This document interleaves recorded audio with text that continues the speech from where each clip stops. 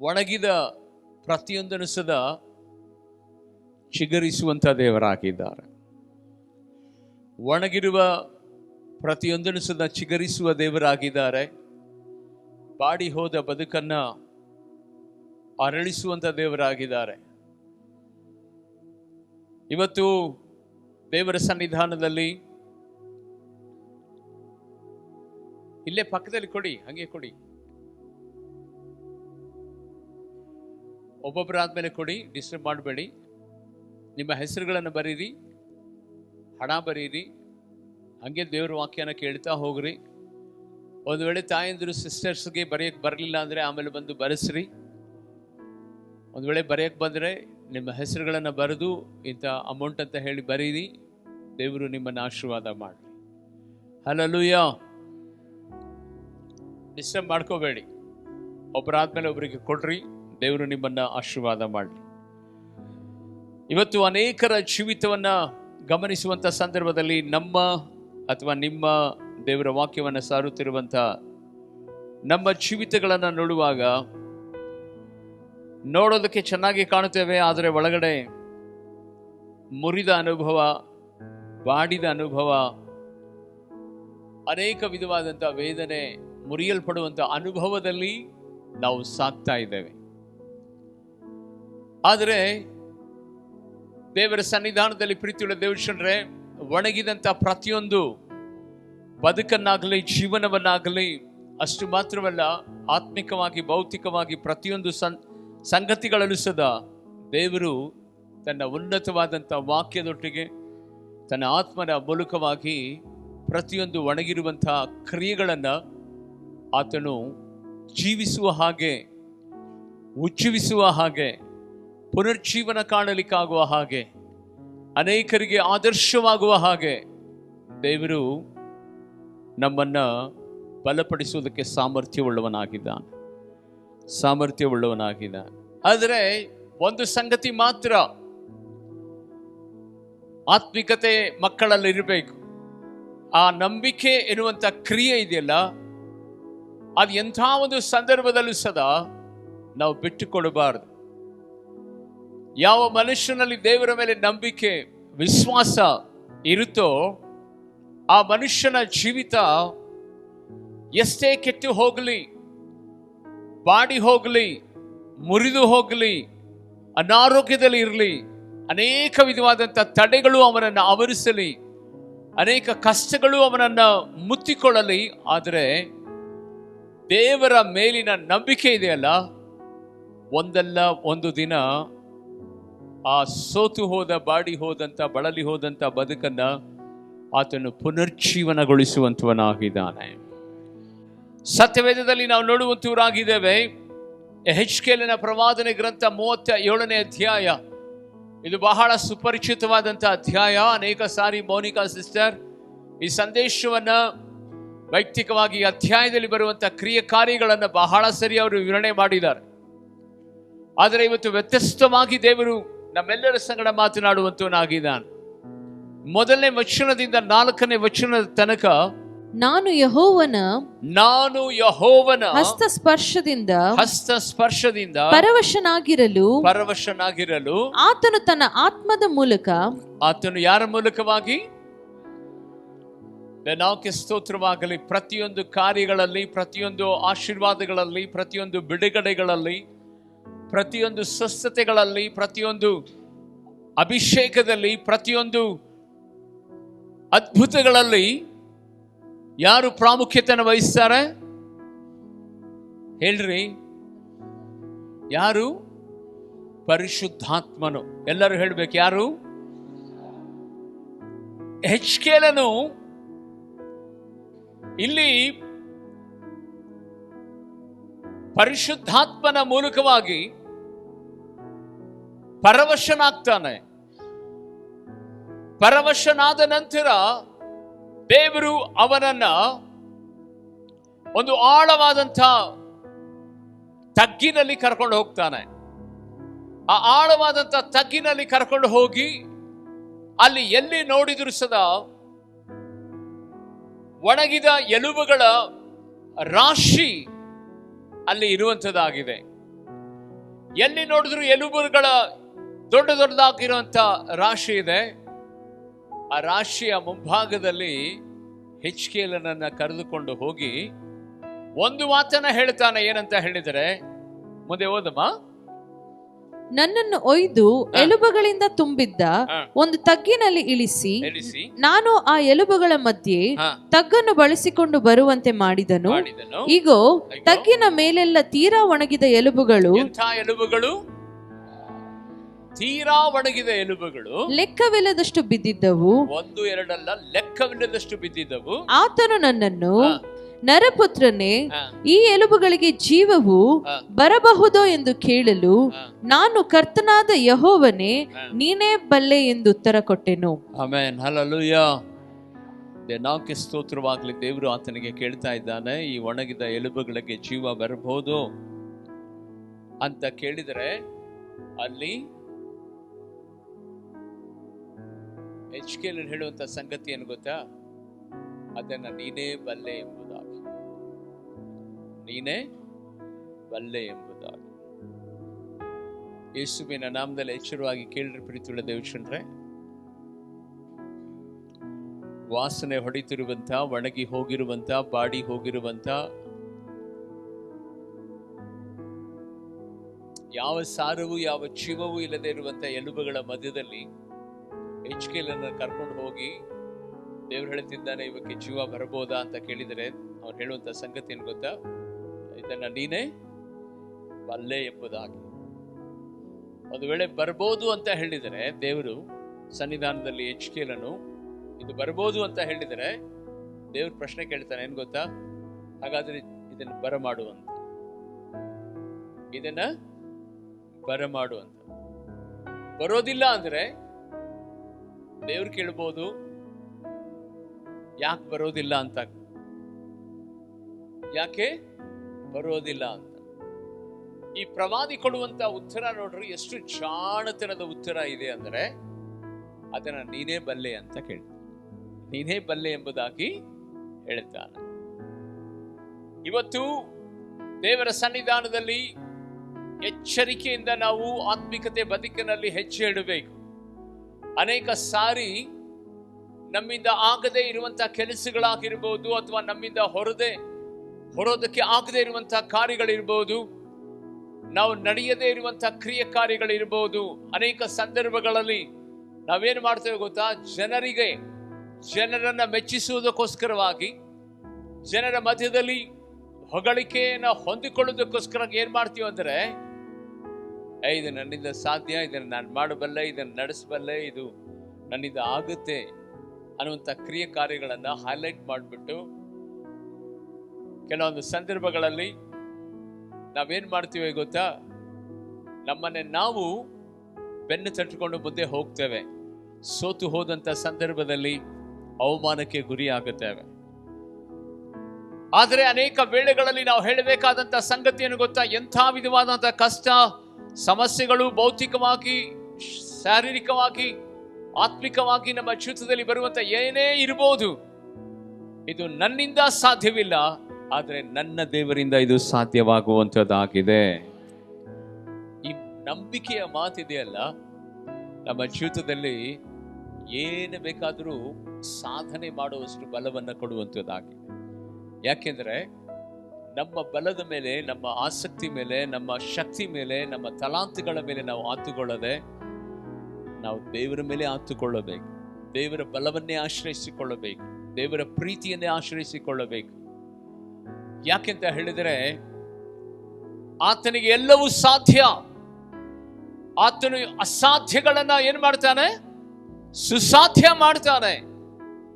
ಆತನಿಂದ ಆಗದೇ ಇರುವಂಥದ್ದು ಒಂದು ಇಲ್ಲ. ಮಾನವನಿಂದಲೂ ಆಗುತ್ತೆ. ಯಾವಾಗ ಆಗುತ್ತೆ ಅಂದ್ರೆ, ಆತನ ಮೇಲೆ ನಾವು ಭರವಸೆ ಇಟ್ಟು ಆ ವಿಶ್ವಾಸವನ್ನ ಗಟ್ಟಿ ಮಾಡಿಕೊಂಡು, ಇದನ್ನ ನನ್ನ ದೇವರ ಮೂಲಕವಾಗಿ ನಾನು ಮಾಡುತ್ತೇನೆ ಎಂಬುದಾಗಿ ನಂಬಿಕೆಯಿಂದ ನಾವು ದೃಢವಾದ ಹೆಜ್ಜೆ ಇಡುವಾಗ ಆ ಕಾರ್ಯಗಳು ನಡೀತವೆ. ಇವತ್ತು ನಿಮಗೊಂದು ಪ್ರಶ್ನೆ ಕೇಳುತ್ತೇನೆ. ಒಂದು ದೊಡ್ಡದಾದಂಥ ಎಲುಬಿನ ರಾಶಿ ಇದೆ, ಅದು ಮನುಷ್ಯರ ಎಲುಬಿನ ರಾಶಿ. ಅದರ ಮೇಲೆ ಮಾಂಸ ಇಲ್ಲ, ನರಗಳಿಲ್ಲ, ಅದರ ಮೇಲೆ ಚರ್ಮ ಇಲ್ಲ, ರಾಶಿಯಾಗಿ ಬಿದ್ದಿದೆ. ನಿಮ್ಮ ಸಂಬಂಧಿಕರನ್ನೋ ನಿಮ್ಮ ಸ್ನೇಹಿತರನ್ನೋ ಅಥವಾ ನಿಮ್ಮ ಬಂಧುಗಳನ್ನು ಕರ್ಕೊಂಡು ಹೋಗಿ ಆ ರಾಶಿಯ ಮಧ್ಯದಲ್ಲಿ ನಿಲ್ಲಿಸಿ ಇದಕ್ಕೆ ಜೀವ ಬರುತ್ತಾ ಅಂತ ಕೇಳಿದರೆ ಏನ್ ಮಾಡ್ಬೋದು? ಅವ್ರು ಏನ್ ಮಾಡ್ಬೋದು? ನಗ್ತಾರೆ. ಹೋಗಿ ಹೋಗಿ ನಿನ್ನಂತ ಹುಚ್ಚ, ನಿನ್ನ ಮಾತು ಕೇಳೋದಕ್ಕೆ ನಾನು ಬಂದಿದ್ದೇನಲ್ಲ, ನಿನಗೆ ತಲೆಗಿಲಿ ಕಟ್ಟಿದ್ಯಾ? ಈ ಎಲುಬು ಒಣಗಿ ಎಷ್ಟೋ ವರ್ಷ ಆಗ್ಬಿಟ್ಟಿದೆ. ಇವು ಈ ಎಲುಬುಗಳ ಮಧ್ಯದಲ್ಲಿ ಕರ್ಕೊಂಡು ಬಂದು ಇದಕ್ಕೆ ಜೀವ ಬರುತ್ತಾ ಅಂತ ಕೇಳ್ತಿದೀಯಲ್ಲ, ನಿನಗೇನು ಬುದ್ಧಿ ಇದೆ ಅಂತ ಕೇಳ್ತಾರೆ, ನಗ್ತಾರೆ ಅಲ್ವಾ? ಹಿಚ್ಕೇಲನು ಸದಾ ದೇವರ ಬಳಿನಲ್ಲಿ ಅದನ್ನ ಪ್ರಶ್ನೆ ಮಾಡಿ ಕೇಳ್ಬೋದಿತ್ತು, ಏನ್ ದೇವ್ರ ನೀನು ಇಷ್ಟೊಂದು ಡ್ರೈ ಆಗಿರುವಂತ ಈ ಬೋನ್ಸ್ಗಳು ಹೇಗೆ ಜೀವ ಕಾಣೋದಕ್ಕೆ ಸಾಧ್ಯ? ನಿನಗೆ ಬುದ್ಧಿ ಇಲ್ಲ ಅಂತ ಅವ್ರಿಗೆ ಕೇಳ್ಬೋದಿತ್ತು. ಆತನ ಕೇಳಲಿಲ್ಲ. ಆತನು ಬಹಳ ಜಾಣ್ಮೆಯಿಂದ ಉತ್ತರ ಕೊಡ್ತಾ ಇದ್ದಾನೆ, ಇದನ್ನ ನೀನೇ ಬಲ್ಲೆ, ಇದನ್ನ ನೀನೇ ಬಲ್ಲೆ. ಹೌದು ಪ್ರೀತಿಯುಳ್ಳ ದೇವಚಂದ್ರೆ, ದೇವರಿಗೆ ನಮ್ಮ ಒಣಗಿದ ಅನುಭವ ಚೆನ್ನಾಗಿ ಗೊತ್ತು, ನಮ್ಮ ಜೀವನ ಚೆನ್ನಾಗಿ ಗೊತ್ತು, ನಾವೆಂಥ ವ್ಯಕ್ತಿಗಳು ಎಂಬುದಾಗಿ ಚೆನ್ನಾಗಿ ಗೊತ್ತು. ಈ ಲೋಕದಲ್ಲಿ ನೋಡೋದಕ್ಕೆ ಅಂದಚಂದವಾಗಿರ್ತೇವೆ, ಆದರೆ ದೇವರ ವಾಕ್ಯವನ್ನು ಸಾರುತ್ತಿರುವಂತ ನನ್ನ ಬದುಕೇ ಬೇರೆ, ನಿಮ್ಮ ಬದುಕೇ ಬೇರೆ, ನನ್ನ ಪ್ರಾಬ್ಲಮ್ಸೇ ಬೇರೆ, ನಿಮ್ಮ ಪ್ರಾಬ್ಲಮ್ಸೇ ಬೇರೆ. ನನಗೆ ಸೊಲ್ಯೂಷನ್ ಸಿಗದೆ ಇರುವಂತ ಅನೇಕ ಸಂಗತಿಗಳು ನನ್ನ ಜೀವಿತದಲ್ಲಿ ಇರುತ್ತದೆ. ನಿಮ್ಮ ಜೀವಿತದಲ್ಲೂ ಸಹ ಅನೇಕ ವಿಧವಾದಂತಹ ಸೊಲ್ಯೂಷನ್ ಸಿಗದೆ ಇರುವಂತ ಕ್ರಿಯೆ ಕಾರ್ಯಗಳು ನಮ್ಮ ಬದುಕಿನಲ್ಲಿ ಇರುವಂಥದ್ದಾಗಿದೆ. ಆದರೆ ಯೇಸುವಿನ ನಾಮದಲ್ಲಿ ನಾವು ಎಂಥ ವಿಧವಾದಂಥ ಹೀನಾಯ ಕಷ್ಟ ಕ್ಲಿಷ್ಟಕರವಾದಂಥ ಪ್ರತಿಕೂಲವಾದಂಥ ಪರಿಸ್ಥಿತಿನಲ್ಲಿ ನಾವು ಇರುವುದಾದರೂ ಸದಾ ಖಂಡಿತವಾಗಿ ಮುರಿದಿದ್ದನ್ನ, ಹಾಳಾಗಿರುವುದನ್ನ, ಜಜ್ಜಿ ಹೋಗಿರುವುದನ್ನ, ಬಾಡಿ ಹೋಗಿರುವುದನ್ನ, ಈ ಲೋಕದಲ್ಲಿ ಗಣನೆಗೆ ಬಾರದೇ ಇರುವಂತಹದನ್ನ, ಈ ಲೋಕದಲ್ಲಿ ಕೈ ಬಿಡಲ್ಪಟ್ಟಿರುವಂತಹದನ್ನ ಎಲ್ಲವನ್ನ ಸರಿ ಮಾಡುವಂತಹ ಸಾಮರ್ಥ್ಯ ನಜರೇತಿನ ಯೇಸು ಕ್ರಿಸ್ತನಿಗೆ ಮಾತ್ರ ಇರುವಂತದ್ದಾಗಿದೆ. ಕರಗಳನ್ನು ತಟ್ಟಿ ದೇವರಿಗೆ ನಾವು ಸ್ತೋತ್ರ ಮಾಡುವಂಥವರಾಗೋಣ. ನಿಮ್ಮ ಜೀವಿತವನ್ನು ನೀವು ಪರಾಮರ್ಶಿಸಿ ನೋಡುವಾಗ, ನನ್ನ ಜೀವಿತವನ್ನು ನಾವು ಪರಾಮರ್ಶಿಸಿ ನೋಡುವಾಗ, ನನ್ನ ಕಷ್ಟನೇ ಬೇರೆ, ನಿಮ್ಮ ಕಷ್ಟನೇ ಬೇರೆ. ಆದರೂ ಇಬ್ಬರು ಕಷ್ಟದಲ್ಲೇ ಇರ್ತೇವೆ. ಆದರೆ ಆ ಕಷ್ಟಗಳಿಂದ ಪಾರು ಮಾಡುವಂತ ಸಾಮರ್ಥ್ಯ ದೇವರಿಗೆ ಮಾತ್ರ ಇರ್ತದೆ. ದೇವರ ಸನ್ನಿಧಾನದಲ್ಲಿ ಇವತ್ತು ಯಾವ ರೀತಿಯಾದಂಥ ಒಣಗಿದ ಅನುಭವದಲ್ಲಿ ನೀವಿದ್ದೀರೋ ಗೊತ್ತಿಲ್ಲ. ಅದು ಒಂದು ವೇಳೆ ನಿಮ್ಮ ಜೀವಿತದಲ್ಲಿ ಇದು ನನ್ನಿಂದ ಆಗಲ್ಲಪ್ಪ, ಇದೇ ಕೊನೆ, ಇದೇ ಅಂತ್ಯ, ಈ ರೋಗ ನನ್ನನ್ನು ಬಿಟ್ಟು ಹೋಗೋದಿಲ್ಲ, ಈ ಸಾಲ ನನಗೆ ಬಿಟ್ಟು ಹೋಗೋದಿಲ್ಲ, ಈ ಸಮಸ್ಯೆ ನನಗೆ ಬಿಟ್ಟು ಹೋಗೋದಿಲ್ಲ, ಕೊನೆಗೆ ಸಾವೇ ಗತಿ ಎಂಬುದಾಗಿ ಒಂದು ವೇಳೆ ನೀವು ಒಣಗಿದಂತ ಒಂದು ಪರಿಸ್ಥಿತಿನಲ್ಲಿ ನೀವು ಇರಬಹುದು. ಅಥವಾ ಪಾಪ ಇದನ್ನ ಬಿಟ್ಟು ನಾನು ಹೊರಗಡೆ ಬರಲ್ಲ ಎಂಬುದಾಗಿ, ಈ ಪಾಪ ನನ್ನನ್ನು ಬಿಟ್ಟು ಕೊಡೋದಿಲ್ಲ ಎಂಬುದಾಗಿ ಒಂದು ವೇಳೆ ನೀನು ಕಂಗಾಲಾಗಿರಬಹುದು. ಆದರೆ ಯೇಸುವಿನ ನಾಮದಲ್ಲಿ ದೇನಾಕ್ಕೆ ಸ್ತೋತ್ರವಾಗಲಿ. ಗತಂ ಗತಃ ಎಂಬುದಾಗಿ ಸಂಸ್ಕೃತದಲ್ಲಿ ಹೇಳ್ತಾರೆ. ಮುಗಿದಿದ್ದು ಮುಗಿದು ಹೋಯ್ತು, ಆದರೆ ಹೊಸದಾಗಿ ದೇವರೇ ಕಾರ್ಯ ಮಾಡು ಎಂಬುದಾಗಿ ಹಳೆಯದನ್ನ ನೆನೆಸಿದ ರೀತಿಯಲ್ಲಿ ದೇವರ ಮೇಲೆ ಕರ್ತನೆ ಸ್ವಾಮಿ ನಾನು ನಂಬುತ್ತೇನೆ. ಇನ್ನು ಎಂಥ ಪರಿಸ್ಥಿತಿನಲ್ಲಿಯೂ, ಎಂಥ ತಡೆಗಳಲ್ಲೂ ಸದಾ, ಎಂಥ ಇಕ್ಕಟ್ಟುಗಳಲ್ಲಿ, ಕಣ್ಣೀರಿನಲ್ಲಿಯೂ, ಮರಣಕರವಾದಂಥ ವೇದನೆಗಳು, ದೇವರೇ ಪಾತಾಳದ ಕರ್ತನೆ ಸ್ವಾಮಿ ನೋವುಗಳು ನನ್ನನ್ನು ಆವರಿಸಿಕೊಂಡ್ರು ಸದಾ ನೀನು ಮಾತ್ರ ನನ್ನನ್ನು ಕೈ ಬಿಡಲ್ಲ. ದೇವರೇ, ನನ್ನ ಜೀವಿತವನ್ನು ನೀನು ಕಟ್ಟಬಲ್ಲೆ, ನೀನು ನಡೆಸಬಲ್ಲೆ, ನೀನು ಸ್ಥಿರಪಡಿಸಬಲ್ಲೆ, ನೀನು ನನ್ನನ್ನು ಕರ್ತನೆ ದೃಢಪಡಿಸಬಲ್ಲೆ ಎಂಬುದಾಗಿ ದೇವರ ಸಮ್ಮುಖದಲ್ಲಿ ನಮ್ಮನ್ನು ನಾವು ಸಮರ್ಪಣೆ ಮಾಡಿ ನಂಬಿಕೆಯಿಂದ ದೇವರ ಸನ್ನಿಧಾನದಲ್ಲಿ ಇರುವಾಗ ದೇವರು ಏನು ಮಾಡ್ತಾನೆ ಗೊತ್ತಾ? ಈ ಒಣಗಿದ ಎಲುಬುಗಳಿಗೆ ಏನು ಮಾಡಿದನೋ ಅದೇ ಕಾರ್ಯವನ್ನ ನಿಮ್ಮ ಬದುಕಿನಲ್ಲಿ ಸದಾ ಕಟ್ಟಿ ದೇನಾಕ್ಕೆ ಸ್ತೋತ್ರವಾಗಲಿ ಒಂದು ದೊಡ್ಡ ಸೈನ್ಯವಾಗುವಂತೆ ನಿಮ್ಮನ್ನು ಮಾರ್ಪಡಿಸಿ ಬಲಪಡಿಸುವಂತವನಾಗಿದ್ದಾನೆ. ಸೈನ್ಯ ಅಂದಾಗಲೇ ದೇನಾಕ್ಕೆ ಸ್ತೋತ್ರವಾಗಲಿ ಯುದ್ಧ ಸೇನಾನಿಗಳು, ಸೇನಾನಿಗಳು, ಯುದ್ಧ ವೀರರು, ಯುದ್ಧ ವೀರಾಂಗನೆಯರನ್ನಾಗಿ ನಿಮ್ಮನ್ನ ದೃಢಪಡಿಸುತ್ತಾನೆ. ಬಲಹೀನವಾದಂಥ ನಿಮ್ಮ ಜೀವಿತವನ್ನ ಆತನು ಬಲವಾಗಿಸುತ್ತಾನೆ. ಯಾವಾಗ ನಂಬಿಕೆ ದೇವರ ಮೇಲೆ ನೀನು ನಡೆಸಬಲ್ಲೆ, ನಿನ್ನಿಂದ ಇದು ಸಾಧ್ಯ, ನಿನ್ನಿಂದ ಯಾವ ಸಂಗತಿಗಳು ಅಸಾಧ್ಯವಲ್ಲ ಎಂಬುದಾಗಿ ನಂಬಿಕೆ ನಾವು ಇಡುತ್ತೇವೋ, ನಮ್ಮ ಜೀವಿತದಲ್ಲಿ ಪ್ರೀತಿಯುಳ್ಳ ದೇವಜನರೇ, ನಾವು ಕಣ್ಣಾರೆ ಕಾಣುವ ಹಾಗೆ ನಮ್ಮ ಜೀವಿತವನ್ನು ಮತ್ತೆ ರೂಪಿಸಿ ನಮ್ಮನ್ನ ದೃಢಪಡಿಸಿ ಒಂದು ಸೇನೆಯಾಗಿ ಆತನು ನಿಲ್ಲಿಸುವಂತವನಾಗಿದ್ದಾನೆ. 5ನೇ ವಚನಕ್ಕೆ ಹೋಗುವಂತ ಸಂದರ್ಭದಲ್ಲಿ ಹೆಚ್ಕೇಲನಿಗೆ ದೇವರು ಹೇಳುವಂತ ಸಂಗತಿಯನ್ನು ಗಮನಿಸಿರಿ. ಆಗ ಆತನು ನನಗೆ, ಆಗ ಯೆಹೋವ ದೇವನು ನನಗೆ ಹೀಗೆ ಅಪ್ಪಣೆ ಮಾಡಿದನು, ನೀನು ಎಲುಬುಗಳ ಮೇಲೆ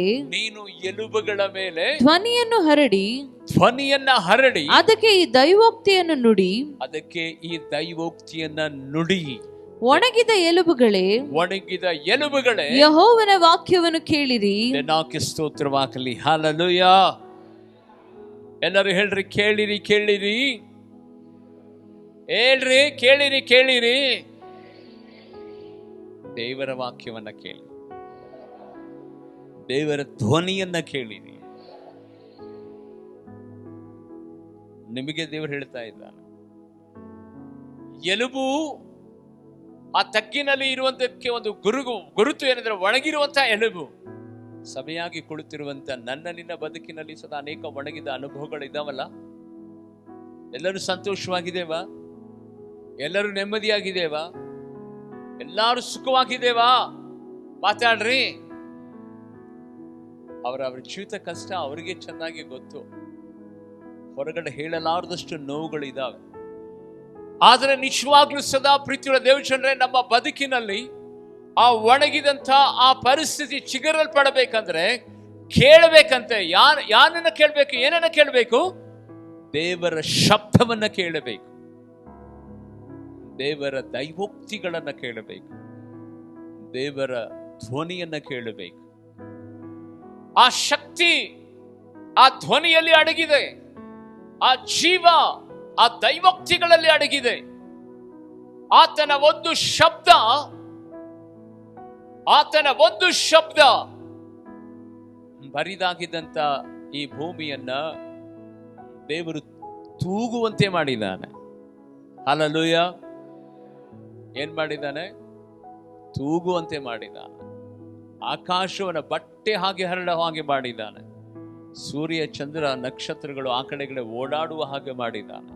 ಆತನ ಒಂದು ಧ್ವನಿ, ಆತನ ಒಂದು ಶಬ್ದ, ಆತನ ಒಂದು ದೈವೋಕ್ತಿ, ಆತನ ಒಂದು ದೈವ ವಾಕ್ಯ, ಆತನ ದೈವ ಸ್ವರ ಇದೆಯಲ್ಲ, ಒಣಗಿದೆ ಅಂತ ನಿನ್ನ ಬದುಕನ್ನ ಕಟ್ಟೋದಿಲ್ವಾ? ಒಣಗಿ ಹೋಗಿರುವಂತ ನಿನ್ನ ಜೀವಿತವನ್ನ ಸ್ಥಿರಪಡಿಸೋದಿಲ್ವಾ? ನಿನ್ನ ಬದುಕು ಒಂದು ವೇಳೆ ಚಚ್ಚಿ ಹೋಗಿದ್ರೆ ಅದನ್ನ ಸರಿಪಡಿಸೋದಿಲ್ವಾ? ಸರಿಪಡಿಸ್ತಾರ ಇಲ್ವಾ? ಭೂಮಿಯನ್ನೇ, ಆಕಾಶವನ್ನೇ, ಸೂರ್ಯ ಚಂದ್ರ ನಕ್ಷತ್ರಗಳನ್ನ, ಗ್ಯಾಲಕ್ಸಿಯನ್ನೇ ತನ್ನ ಬಾಯಿ ಮಾತಿನಿಂದ ಸೃಷ್ಟಿ ಮಾಡಿದ ಅಂತ ಗ್ರಹಗಳಿದ್ದಾರೆ, ನವಗ್ರಹಗಳಂತ. ಭೂಮಿಗಿಂತಲೂ ದೊಡ್ಡ ಗ್ರಹಗಳನ್ನು ಸೃಷ್ಟಿ ಮಾಡಿದಂತ ದೇವರು ನಿನ್ನನ್ನು ಮತ್ತೆ ನೂತನ ಸೃಷ್ಟಿ ಮಾಡಲ್ವಾ? ಮಾಡ್ತಾರಂತ ಗೊತ್ತು. ಆದರೆ ನಾವು ಮಾತ್ರ ಆತನ ಶಬ್ದಕ್ಕೆ, ಆತನ ದೈವೋಕ್ತಿಗೆ ನಮ್ಮನ್ನು ನಾವು ತಗ್ಗಿಸಿಕೊಂಡು ಕೇಳಲ್ಲ. ಅದು ಒಂದು ದೊಡ್ಡ ದುರಂತ. ಮೊದಲನೇ ಸಾಲಿನಿಂದ ಕೊನೆ ಸಾಲಿನ ತನಕ ಇರುವಂತ ನನಗೆ, ನಿನಗೆ ಎಷ್ಟೋ ಸಮಸ್ಯೆಗಳಿದ್ದಾವೆ, ಎಷ್ಟೋ ರೀತಿಯಾದಂಥ ಕಷ್ಟ ನಷ್ಟಗಳನ್ನು ಅನುಭವಿಸ್ತಾ ಇದ್ದೇವೆ. ದೇವರ ಮಾತಲ್ಲಿ ಒಂದು ಸೊನ್ನೆಯಾದರೂ ಗಡಸಾದರೂ ತೆಗೆದು ಹಾಕುವಂತ ಶಕ್ತಿ ಪ್ರಪಂಚದಲ್ಲಿ ಯಾರಿಗಾದ್ರೂ ಇದೆಯಾ? ಆತನ ನುಡಿದ ಮಾತ್ರಕ್ಕೆ ಎಲ್ಲವನ್ನ ನೆರವೇರಿಸುವುದಿಲ್ವಾ? ಆತನ ನುಡಿದಂತ ಕಾರ್ಯಗಳನ್ನೆಲ್ಲವೂ ಸದಾ ನಾವು ಕಣ್ಣಾರೆ ನೋಡ್ತಾ ಇದ್ದೇವಲ್ಲ, ಕಿವಿಯಾರೆ ಕೇಳ್ತಾ ಇದ್ದೇವಲ್ಲ. ಆದ್ರೂ ಸದಾ ನಮ್ಮ ಜೀವಿತದಲ್ಲಿ ಯಾಕೆ ಬಿಡುಗಡೆಯನ್ನ ಹೊಂದುತ್ತಾ ಇಲ್ಲ, ಅದ್ಭುತಗಳನ್ನ ಹೊಂದುತ್ತಾ ಇಲ್ಲ? ಪೇತ್ರನು ಯೇಸು ಸ್ವಾಮಿ ಸಮುದ್ರದ ಮೇಲೆ ನಡೆದುಕೊಂಡು ಬರುತ್ತಾ ಇರುವಂತ ಸಂಗತಿಯನ್ನು ನೋಡಿ ಪೇತ್ರನು ಕೇಳ್ತಾ ಇದ್ದಾನೆ, ಸ್ವಾಮಿ, ನಾನು ನಿನ್ನ ಹಾಗೆ ನೀರಿನ ಮೇಲೆ ನಡೆಯಬಹುದಾ ಎಂಬುದಾಗಿ. ತಕ್ಷಣವೇ ಯೇಸು ಸ್ವಾಮಿ ಹೇಳ್ತಾರೆ, ಬಾ. ಏನಂತಿದ್ದಾರೆ? ಬಾ. ಆತನ ಶಬ್ದ ಅವನು ಕೇಳಿದನು. ಅವನನ್ನೇ ದೃಷ್ಟಿಸುತ್ತಾ ನೇರವಾಗಿ ನಡ್ಕೊಂಡು ನೀರಿನ ಮೇಲೆ ಹೋದನು.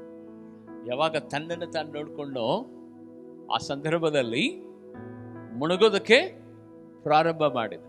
ಮುಳುಗಿದಂತ ಸಂದರ್ಭದಲ್ಲಿ ದೇವರ ಬಳಿಯಲ್ಲಿ ಕೇಳಿಕೊಳ್ಳುತ್ತಿದ್ದಾನೆ, ದೇವರೇ ಕರ್ತನ ಯೇಸಪ್ಪ ನನಗೆ ಸಹಾಯ ಮಾಡು ಎಂಬುದಾಗಿ ಹೇಳುವಾಗ ಆತನನ್ನು ಮತ್ತೆ ಮುಳುಗಿಸದ ರೀತಿಯಲ್ಲಿ ಮೇಲಕ್ಕೆತ್ತಿ ನಿಲ್ಲಿಸಿದನಾ ಇಲ್ವಾ? ನಿಲ್ಲಿಸಿದನು. ಈಗ ನನಗೆ ಹೇಳ್ರಿ, ಆತನ ವಾಕ್ಯವನ್ನ ನಾವು ಕೇಳುತ್ತೇವೆ. ಆ ವಾಕ್ಯವನ್ನ ಕೇಳಿ ಆತನನ್ನೇ ದೃಶ್ಯಿಸಿ ಹಿಂಬಾಲಿಸುವಾಗ ಎಷ್ಟು ದೂರ ಬೇಕಾದರೂ ಆತನ ಅದ್ಭುತ ಮಹಿಮೆ ಅತಿಶಯವಾದ ಕಾರ್ಯಗಳನ್ನು ನಾವು ನೋಡಬಹುದು. ಯಾವಾಗ ನಮ್ಮನ್ನ ನಾವು ನೋಡ್ಕೊಳ್ತೇವೋ ಏನಾಗ್ತೇವೆ? ನಾವು ಮುಳುಗೋದಕ್ಕೆ ಪ್ರಾರಂಭ ಮಾಡ್ತೇವೆ. ಇವತ್ತು ಒಣಗಿದಂಥ ನಿನ್ನ ಬದುಕಿಗೆ, ಬರುಡಾದಂಥ ನಿನ್ನ ಜೀವಿತಕ್ಕೆ ಕಷ್ಟ ನಷ್ಟಗಳನ್ನು ಅನುಭವಿಸ್ತಾ ಇದೆಯಾ ಅಂದ್ರೆ ಅದಕ್ಕೆ ದೇವರು ಕಾರಣನಲ್ಲ. ಅದಕ್ಕೆ ನಿನ್ನನ್ನ ನೀನು ದೇವರ ಬಳಿನಲ್ಲಿ ಸರಿಯಾಗಿ ಇಟ್ಟುಕೊಳ್ಳದೆ, ಆತನ ವಾಕ್ಯದ ಬೆಳಕಿನಲ್ಲಿ ನಿನ್ನ ಜೀವಿತವನ್ನು ಕಟ್ಟಿಕೊಳ್ಳದೆ, ನಿನ್ನಗೆ ನೀನು ನೋಡ್ಕೊಂಡಿದ್ರಿಂದಲೇ ಇವತ್ತು ಒಣಗಿದಂಥ, ಮುಳುಗುವಂಥ, ಮೇಲಕ್ಕೆ ಏಳಲಾರದಂಥ ಒಂದು ಪರಿಸ್ಥಿತಿನಲ್ಲಿ ಇದೆ. ಆದರೆ ದೇವರು ಇವತ್ತು ಮಧ್ಯಾಹ್ನದ ವೇಳೆಯಲ್ಲಿ ಹೇಳ್ತಾ ಇದ್ದಾನೆ, ಪ್ರೀತಿಯುಳ್ಳ ದೇವಚಂದ್ರೇ, ನೀನು ಎಂಥ ಒಂದು ಹೀನಾಯವಾದಂಥ ಒಣಗಿದ ಅನುಭವದಲ್ಲಿ ಇರುವುದಾದ್ರೂ ಸದಾ ಆತನ ಶಬ್ದಕ್ಕೆ ನೀನು ಕಿವಿಗೊಡುವುದಾದರೆ, ಆತನ ದೈವೋಕ್ತಿಗಳಿಗೆ ಕಿವಿಗೊಡುವುದಾದರೆ, ಖಂಡಿತವಾಗಿ ನನ್ನ ದೇವರು ನಂಬಿಗಸ್ತನು, ನನ್ನ ದೇವರು ನನ್ನನ್ನು ಖಂಡಿತವಾಗಿ ಕಾಪಾಡ್ತಾನೆ ಎನ್ನುವಂತ ನಂಬಿಕೆಯಿಂದ ನೀನು ಕೂಗುವುದಾದರೆ ಇವತ್ತು ಒಣಗಿದಂತ ಆ ನಿನ್ನ ಜೀವಿತವನ್ನ ಮತ್ತೆ ಚಿಗುರು ಹೊಡೆದು ಅನೇಕರಿಗೆ ನೆರಳಾಗುವ ಹಾಗೆ ದೇವರು ಬಲಪಡಿಸಿ ನಿನ್ನ ನಡೆಸುವಂತವನಾಗಿದ್ದಾನೆ. ದೇವರು ಇಲ್ಲಿ ಹೇಳ್ತಾ ಇದ್ದಾನೆ, ಹೆಚ್ಚಿಗೆ ಆ ಒಣಗಿದ ಎಲುಬುಗಳ ಮಧ್ಯದಲ್ಲಿ ಹೋಗಿ ನನ್ನ ಧ್ವನಿಯನ್ನ ನೀನು ಪ್ರಕಟ ಮಾಡು, ಅವುಗಳ ಮೇಲೆ ನನ್ನ ದೈವೋಕ್ತಿಯನ್ನ ಉಚ್ಚರಿಸು. ಕರ್ತನಾದ ಯೆಹೋವನು ನಿಮಗೆ ಹೀಗೆ ಹೇಳುತ್ತಾನೆ, ಇಗೋ ನಾನು ನಿಮ್ಮೊಳಗೆ ಶ್ವಾಸವನ್ನು ಹೋಗಿಸುವೆನು. ನೋಡಿ, ನಾನು ನಿಮ್ಮ ಒಳಗಡೆ ಶ್ವಾಸವನ್ನು ಹೋಗಿಸ್ತೇನೆ, ನೀವು ಬದುಕುವಿರಿ. ನಾನು ನಿಮ್ಮ ಮೇಲೆ ನರಗಳನ್ನು ಹಬ್ಬಿಸಿ ಮಾಂಸವನ್ನು ಹರಡಿ ಚರ್ಮವನ್ನು ಹೊದಿಸಿ ನಿಮ್ಮಲ್ಲಿ ಶ್ವಾಸವನ್ನು ತುಂಬುವೆನು. ನಾನು ತುಂಬುತ್ತೇನೆ. ಆಗ ನೀವು ಬದುಕಿ ನಾನೇ ಯೆಹೋವನು ಎಂದು ತಿಳಿದುಕೊಳ್ಳುವಿರಿ. ನಾನೇ ದೇವರೆಂಬುದಾಗಿ ನೀವು ತಿಳಿದುಕೊಳ್ಳುವಿರಿ. ನನಗೆ ಅಪ್ಪಣೆಯಾದಂತೆ ನಾನು ಆ ದೈವೋಕ್ತಿಯನ್ನೆತ್ತಿ ನುಡಿಯುತ್ತಿರಲು ಸದ್ದಾಯಿತು. ನೋಡಿ, ದೊಡ್ಡದಾದಂತ ಒಂದು ಶಬ್ದವಾಗುತ್ತೆ. ಆ ದೊಡ್ಡದಾದಂತ ರಾಶಿ, ಸಾವಿರ ಎಲುಬುಗಳು, ಲಕ್ಷ ಎಲುಬುಗಳು, ಬೆರಳುಗಳು ಒಂದು ಕಡೆ, ಕೈನ, ತೋಳಿನ, ತಲೆಯ, ಎದೆ ಭಾಗದ, ಲಂಗ್ಸಿನ, ಕಾಲಿನ, ತೊಡೆ ಭಾಗದ, ಇಡೀ ನಡುನೆಚ್ಚಿಂದ ಅರೆಕಾಲ್ ತನಕ ಇರುವಂತ ಎಲುಬುಗಳು ಶಲ್ಲಾಪಿಲ್ಲಿ ಆಗಿರ್ತದೆ. ಅಲ್ಲೊಂದು ಇಲ್ಲೊಂದು ಬಿದ್ದಿರ್ತದೆ. ಆ ಬಿದ್ದಂತ ಎಲುಬುಗಳು ಯಾವಾಗ ದೇವರು ತನ್ನ ವೈಯಕ್ತಿಕವಾಗಿ ಆ ಎಜ್ಕೇಲನಿಗೆ ಹೇಳಿ ನನ್ನ ದೈವೋಕ್ತಿಯನ್ನು ಊದು ಎಂಬುದಾಗಿ ಹೇಳಿದ ಸಂದರ್ಭದಲ್ಲಿಯೇ, ಆ ದೈವೋಕ್ತಿಯನ್ನು ಪ್ರಕಟ ಮಾಡಿದ ತಕ್ಷಣವೇ ಕಟ್ಟಕಟ್ಟನೆ ಎನ್ನುವಂತ ಶಬ್ದ ಪ್ರಾರಂಭವಾಯಿತಂತೆ. ಬಹಳ ಘನಘೋರವಾದಂಥ ಶಬ್ದ ಪ್ರಾರಂಭವಾಯಿತಂತೆ. ಯಾಕೆಂದ್ರೆ 1 ಕಿಲೋಮೀಟರ್, 2 ಕಿಲೋಮೀಟರ್, 3 ಕಿಲೋಮೀಟರ್ ದೂರದಲ್ಲಿದ್ದಂಥ ಒಬ್ಬೊಬ್ಬರ ಅಂಗಾಂಗಗಳು, ಒಬ್ಬೊಬ್ಬರ ಎಲುಬುಗಳು, ಒಬ್ಬೊಬ್ಬರ ಬೆರಳುಗಳು ಅವರವರ ದೇಹಕ್ಕೆ ಅವರವರಿಗೆ ಸರಿಯಾಗುವ ರೀತಿಯಲ್ಲಿ, ಹೋಲಿಕೆಯ ರೀತಿಯಲ್ಲಿ ಬಂದು ಕಟ ಅಂತ ಹೇಳಿ ಒಂದಕ್ಕೊಂದು ಜೋಡಿಸಲ್ಪಟ್ಟಿತಂತೆ. ಹಲ್ಲೆಲೂಯಾ. ಇವತ್ತು ನಿನ್ನ ಕುಟುಂಬ ಚಿಲ್ಲಾಪಿಲ್ಲಿ ಆಗಿರುವುದಾದರೆ, ನಿನ್ನ ಜೀವನ ಚಿಲ್ಲಾಪಿಲ್ಲಿ ಆಗಿರುವುದಾದರೆ, ನಿನ್ನ ವೈಯಕ್ತಿಕವಾದಂಥ ಭವಿಷ್ಯತ್ತಿನಲ್ಲಿ ಎಲ್ಲವೂ ಮುರಿದು ಹೋಗಿರುವುದಾದರೆ, ಕಣ್ಣಿಗೆ ಕಾಣದ ರೀತಿಯಲ್ಲಿ ಅನೇಕ ವಿಧವಾದ ಆಶೀರ್ವಾದಗಳನ್ನು ಕಳೆದುಕೊಂಡಿರುವುದಾದರೆ, ಯೇಸುವಿನ ನಾಮದಲ್ಲಿ ದೇವರು ಇವತ್ತು ಪ್ರಕಟಪಡಿಸುತ್ತಿದ್ದಾನೆ, ದೇವರ ಮಗುವೆ, ನಿನ್ನ ಜೀವಿತವನ್ನು ತಿರುಗಿ ಕಟ್ಟುವಂತ ಶಕ್ತಿ, ತಾಕತ್ತು, ದಮ್ಮು ಯೇಸು ಕ್ರಿಸ್ತನಿಗೆ ಮಾತ್ರ ಇರುವಂತದ್ದಾಗಿದೆ. ಯಾಕೆಂದ್ರೆ ಆತನೇ ವಾಕ್ಯವಾಗಿರುವ ದೇವರಾಗಿದ್ದಾನೆ. ಆತನ ಶಬ್ದಕ್ಕೆ ಅಷ್ಟು ತಾಕತ್ತು ಇರುವಂತದ್ದಾಗಿದೆ. ಆತನ ಒಂದು ಮಾತಿಗೆ ಸ್ತೋತ್ರವಾಗಲಿ. ಸಮುದ್ರ ಬೋರ್ಗರೆಯುವುದನ್ನು ನಿಲ್ಲಿಸಿತು, ಬಿರುಗಾಳಿ ತಡೆಗಳನ್ನು ನಿಲ್ಲಿಸಿತು. ಅಷ್ಟು ಮಾತ್ರವಲ್ಲ, ಆತನ ಒಂದು ಮಾತಿಗೆ ದೇನಾಕ್ಕೆ ಸ್ತೋತ್ರವಾಗಲಿ. ಆತನೇ ಪುನರುತ್ಥಾನವು ಜೀವವು, ನಾನೇ ಪುನರುತ್ಥಾನವು ಜೀವವು ಎಂಬುದಾಗಿ ಪ್ರಕಟಿಸಲ್ಪಟ್ಟ ಹಾಗೆ ಸತ್ತಂತ ಲಾಜರನನ್ನ ಎಬ್ಬರಿಸಿದ, ಚಟ್ಟವನ ಮುಟ್ಟಿ ಯಬ್ಬನಸ್ಥನ ಎಬ್ಬರಿಸಿದ. ಅಷ್ಟು ಬಲ, ಶಕ್ತಿ ಆತನ ಮಾತಿನಲ್ಲಿದೆ, ಆತನ ದೈವೋಕ್ತಿನಲ್ಲಿದೆ. ಇವತ್ತು ನಿನ್ನ ಬದುಕು ಕಟ್ಟುವಂತ ಒಂದು ಶಕ್ತಿ, ಸಾಮರ್ಥ್ಯ ವಾಕ್ಯಕ್ಕೆ ಇರುವಂಥದ್ದಾಗಿದೆ, ದೈವೋಕ್ತಿಗೆ ಇರುವಂಥದ್ದಾಗಿದೆ. ಇವತ್ತು ನಮ್ಮ ಬರಡಾದ ಬದುಕಿಗೆ ಏನು ಕಾರಣ ಗೊತ್ತಾ? ಒಣಗಿರುವಂಥ ಒಂದು ಸ್ಥಿತಿಗೆ ಏನು ಕಾರಣ ಗೊತ್ತಾ? ನಾವು ಬೈಬಲನ್ನು ಜಾಸ್ತಿ ಓದಲ್ಲ, ಆ ವಾಕ್ಯವನ್ನು ನಾವು ಗ್ರಹಿಸಿಕೊಳ್ಳುವ ಶಕ್ತಿ ಕೊಡು ಎಂಬುದಾಗಿ ದೇವರ ಸನ್ನಿಧಾನದಲ್ಲಿ ಬೇಡಲ್ಲ. ಯಾವಾಗ ಬೈಬಲನ್ನು ಹೆಚ್ಚು ಹೆಚ್ಚು ಆಳವಾಗಿ ನಾವು ಓದೋದಕ್ಕೆ ಪ್ರಾರಂಭ ಮಾಡ್ತೀವೋ, ದೇನಾಕ್ಕೆ ಸ್ತೋತ್ರವಾಗಲಿ, ನಾವು ಯಾವಾಗಲೂ ಸದಾ ಕಾಲುವೆಯ ಪಕ್ಕದಲ್ಲಿ ಹರಿಯುತ್ತಿರುವಂಥ, ದೇನಾಕ್ಕೆ ಸ್ತೋತ್ರ, ನದಿಯ ಪಕ್ಕದಲ್ಲಿರುವಂಥ ಗಿಡಗಳ ಉಪಾದಿಲಿರ್ತೇವೆ. ನೀರಿರುವಂಥ ಆ ಸ್ಥಳ, ಅಲ್ಲಿ ಇರುವಂಥ ಗಿಡ ಯಾವತ್ತು ಬಾಡಿ ಹೋಗಲ್ಲ. ಹಲ್ಲೆಲೂಯ. ಒಣಗಿರುವಂಥ ಅನುಭವ ಅದಕ್ಕೆ ಯಾವತ್ತೂ ಗೊತ್ತಿರಲ್ಲ. ಕಾರಣ ಏನು ಗೊತ್ತಾ? ಅದರ ಬೇರಿಗೆ ಬೇಕಾದಂಥ ಸಕಲ ವಿಧವಾದಂಥ ಜಲ, ಬೇಕಾದಂಥ ಎಲ್ಲ ಖನಿಜಾಂಶಗಳು ಸಿಗುತ್ತಿರುವುದರಿಂದ ಅದು ಯಾವಾಗಲೂ ಸಿಗುತ್ತದೆ. ಅದಕ್ಕೆ ಬೈಬಲ್ ಹೇಳ್ತದೆ, ಯಾರು ಹಗಲಿರುಳು ಧರ್ಮಶಾಸ್ತ್ರವನ್ನ, ದೇವರ ವಾಕ್ಯವನ್ನ ಧ್ಯಾನಿಸುತ್ತಾರೋ ಅವರೇ ಧನ್ಯರು. ಅವರು ನೀರಿನ ಕಾಲುವೆಯ ಪಕ್ಕದಲ್ಲಿರುವಂತಹ ಗಿಡದ ಉಪಾದಿಲಿ ಯಾವಾಗಲೂ ಹಚ್ಚ ಹಸಿರಾಗಿರುತ್ತಾರೆ. ಅವರು ತಕ್ಕ ಕಾಲದಲ್ಲಿ ಫಲಗಳನ್ನು ಕೊಡುತ್ತಲೇ ಇರ್ತಾರೆ, ಫಲಗಳನ್ನು ಕೊಡುತ್ತಲೇ ಇರ್ತಾರೆ ಎಂಬುದಾಗಿ. ಇವತ್ತು ನಿಮ್ಮ ಬದುಕನ್ನು ನೋಡುವಂಥ ಸಂದರ್ಭದಲ್ಲಿ ಫಲ ಕೊಡುತ್ತಿದ್ದೇವಾ ಅಥವಾ ಒಣಗಿರುವಂಥ ಒಂದು ಪರಿಸ್ಥಿತಿನಲ್ಲಿದ್ದೇವಾ? ಇವತ್ತು ನಾವು ಫಲ ಕೊಡುವಂಥ ವ್ಯಕ್ತಿಗಳಾಗಿರುವುದಾದರೆ ನಮ್ಮ ಪ್ರಾರ್ಥನೆ ಜೀವಿತ ಹೆಚ್ಚಾಗಬೇಕಾಗಿತ್ತು. ದೇವರ ವಾಕ್ಯ ಇನ್ನೂ ಹೆಚ್ಚಾಗಿ ಓದಬೇಕಾಗಿತ್ತು. ನಾವು ಕೊಡುವಂಥ ಕಾಣಿಕೆ, ದಶಮ ಭಾಗಗಳು ಇನ್ನೂ ಹೆಚ್ಚಾಗಬೇಕಾಗಿತ್ತು. ನಾವು ಫಲಗಳಿಂದ ತುಂಬಲ್ಪಡಬೇಕಾಗಿತ್ತು. ಅಷ್ಟರಲ್ಲೇ ಇದ್ದೇವೆ, ಅಷ್ಟೇ ಕಾಣಿಕೆ ಕೊಡ್ತೇವೆ. 10 ವರ್ಷ ಆದ್ರೂ ಅದೇ ಕವರ್ ಇರ್ತದೆ, ಅದೇ ರೂಪಾಯಿನ ಬರೀತೇವೆ. ನಮ್ಮಲ್ಲಿ ವ್ಯತ್ಯಾಸಗಳು ಕಾಣ್ತಾ ಇಲ್ಲ. ನಮ್ಮ ಆರೋಗ್ಯದಲ್ಲಿ ವ್ಯತ್ಯಾಸಗಳು ಕಾಣ್ತಾ ಇಲ್ಲ, ನಮ್ಮ ಕುಟುಂಬದಲ್ಲಿ ವ್ಯತ್ಯಾಸಗಳು ಕಾಣ್ತಾ ಇಲ್ಲ, ಅಭಿವೃದ್ಧಿಗಳು ಕಾಣ್ತಾ ಇಲ್ಲ. ಕಾರಣ ಏನಂದ್ರೆ, ದೇನಾಕ್ಕೆ ಸ್ತೋತ್ರವಾಗಲಿ, ನಮ್ಮಲ್ಲಿ ನಂಬಿಕೆ ಕಡಿಮೆ. ಹಲ್ಲೆಲೂಯಾ. ದೇವರ ವಾಕ್ಯವನ್ನ ಓದಿ ಅದರ ಪ್ರಕಾರವಾಗಿ ನಡಿಬೇಕೆನ್ನುವಂತ ಮನಸ್ಸು ಕಡಿಮೆ. 100 ವರ್ಷ ಅದೇ ಪರಿಸ್ಥಿತಿನಲ್ಲಿ ನೀನಿದ್ರೆ ಇನ್ನು ದೇವರಿಗೆ ಸಾಕ್ಷಿ ಕೊಡ್ತೀಯ ಅಥವಾ ಜನರಿಗೆ ಸಾಕ್ಷಿ ಕೊಡೋದಕ್ಕೆ ಸಾಧ್ಯ? ಅದೇ ರೋಗದಲ್ಲಿ, ಅದೇ ಬಡತನದಲ್ಲಿ, ಅದೇ ಶಾಪದಲ್ಲಿ, ಅದೇ ಇಕ್ಕಟ್ಟಿನಲ್ಲಿ ನೀನಿದ್ರೆ ದೇವರ ನಾಮಕ್ಕೆ ಹೇಗೆ ನೀನು ಮಹಿಮೆ ಸಲ್ಲಿಸೋದಕ್ಕೆ ಸಾಧ್ಯ? ಹಂತ ಹಂತವಾಗಿ ನಾವು ಅಭಿವೃದ್ಧಿ ಹೊಂದಬೇಕ್ರಿ. ಪ್ರತಿ ತಿಂಗಳು ನಮ್ಮ ಜೀವಿತ ವ್ಯತ್ಯಾಸ ರೀತಿನಲ್ಲಿರಬೇಕು.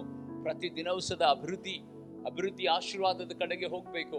ಪ್ರತಿ ದಿನವಸದ ಭಕ್ತಿನಲ್ಲಿ ಅಭಿವೃದ್ಧಿ ಹೊಂದಬೇಕು, ಆತ್ಮಿಕತೆಯಲ್ಲಿ ಅಭಿವೃದ್ಧಿ ಹೊಂದಬೇಕು, ಉದ್ಯೋಗದಲ್ಲಿ ಅಭಿವೃದ್ಧಿ ಹೊಂದಬೇಕು, ಹಣದ ವಿಷಯದಲ್ಲಿ ಅಭಿವೃದ್ಧಿ ಹೊಂದಬೇಕು. ಅನೇಕ ವೇಳೆಗಳಲ್ಲಿ ನಾವು ದೇವರನ್ನು ನಂಬಿದ್ದೇವೆ ಅನ್ನೋದಕ್ಕೆ ಗುರುತವು. ಅದಕ್ಕೆ ಅಪೊಸ್ತಲ ಯೋಹಾನನು ಹೀಗೆ ಹೇಳ್ತಾನೆ ತನ್ನ ಶಿಷ್ಯನಾಗಿರುವಂತ ಗಾಯನಿಗೆ, ಆತ್ಮಿಕ ವಿಷಯದಲ್ಲಿ ನೀನು ಅಭಿವೃದ್ಧಿ ಹೊಂದಿರೋ ಪ್ರಕಾರ ಎಲ್ಲಾ ವಿಷಯಗಳಲ್ಲಿ ಮತ್ತೆ ಬರಲ್ಲ. ನಿಮ್ಗೆ ಈ ವಿಷಯ ಮಾತಾಡುವಾಗ ಏನು ಹೊಂದಬೇಕು? ಯಾಕೆ ಹೇಳಲಿಲ್ಲ ನೀವು? ಹೇಳ್ಬಿಟ್ರೆ ಎಲ್ಲಿ? ನೀವು ಎಷ್ಟು ಇಟ್ಕೊಳ್ತಿರೋ, ಎಷ್ಟು ಕದ್ದುಕೊಳ್ತಿರೋ, ಎಷ್ಟು ನೀವು ವೈಯಕ್ತಿಕವಾಗಿ ನೆಗ್ಲೆಕ್ಟ್ ಮಾಡ್ತಿರೋ, ಎಷ್ಟರ ಮಟ್ಟಿಗೆ ನೀವು ತಾತ್ಸಾರ ಮಾಡ್ತಿರೋ, ಎಷ್ಟರ ಮಟ್ಟಿಗೆ ದೇವರ ವಿಷಯದಲ್ಲಿ ನೀವು ಹಿಂಜಾರಿಕೆ ಆಗ್ತಿರೋ, ಅಷ್ಟರ ಮಟ್ಟಿಗೆ ನಿಮ್ಮ ಜೀವಿತ ಒಣಗಿದ ಅನುಭವದಲ್ಲಿ ಹೋಗುತ್ತೆ. ದೇವರ ಸಮ್ಮುಖದಲ್ಲಿ ದೇನಾಕ್ಕೆ ಸ್ತೋತ್ರವಾಗಲಿ. ನಮ್ಮ ಬದುಕನ್ನ, ನಮ್ಮ ಜೀವಿತವನ್ನ, ನಮ್ಮ ಪ್ರಾರ್ಥನೆಯನ್ನ, ನಮ್ಮ ಧ್ಯಾನವನ್ನ, ನಮಗಿರುವಂತ ಪ್ರತಿಯೊಂದನ್ನ ದೇವರೇ ಕರ್ತನ ನೀನು ನೋಡ್ಕೋಪ್ಪ, ನೀನು ಬಲ್ಲೆ ದೇವರೇ, ನನ್ನ ಪರಿಸ್ಥಿತಿಗಳು ನೀನು ಬಲ್ಲೆ ದೇವರೇ ಕರ್ತನೆ, ನನ್ನಿಂದ ಏನೂ ಆಗಲ್ಲ, ಎಲ್ಲವೂ ಸದಾ ನಿನ್ನಿಂದ ಸಾಧ್ಯ. ನೀನು ಕೊಟ್ರೆ, ನೀನು ಆಶೀರ್ವಾದ ಮಾಡಿದ್ರೆ, ನೀನು ಅಭಿಷೇಕ ಮಾಡಿದ್ರೆ, ನೀನು ಬಿಡುಗಡೆ ಮಾಡಿದ್ರೆ, ನೀನು ಸ್ವಸ್ಥತೆ ಮಾಡಿದ್ರೆ, ನೀನು ಕಟ್ಟಿದ್ರೆ, ನೀನು ಸ್ಥಿರಪಡಿಸಿದರೆ, ನೀನು ನಡೆಸಿದರೆ ದೇವರೇ ಕರ್ತನೆ, ಯಾವ ಶಕ್ತಿಗಳು ನನ್ನನ್ನು ಮುಟ್ಟೋಕ್ಕಾಗೋದಿಲ್ಲ ಎಂಬುದಾಗಿ ಪರಿಪೂರ್ಣವಾಗಿ ನಂಬಿಕೆಯಿಂದಲೇ ಮುಂದೆ ಹೋಗ್ಬೇಕು. ನಮ್ಮ ಆತ್ಮಿಕತೆ ಬದುಕು ಯಾವಾಗ ದೈವೋಕ್ತಿಯನ್ನು ಓದಿದ ತಕ್ಷಣವೇ ದೂರದಲ್ಲಿದ್ದಂತ ಆ ಎಲುಬುಗಳು ಒಂದಕ್ಕೊಂದು ಜೋಡಿಸಲ್ಪಟ್ಟವು. ಯಾವಾಗ ನಾವು ವಾಕ್ಯದ ಬೆಳಕಿನಲ್ಲಿ ನಾವು ನಡಿತೇವೋ, ಈ ಲೋಕದಿಂದ ನಾವು ದೂರ ಆಗುತ್ತೇವೆ.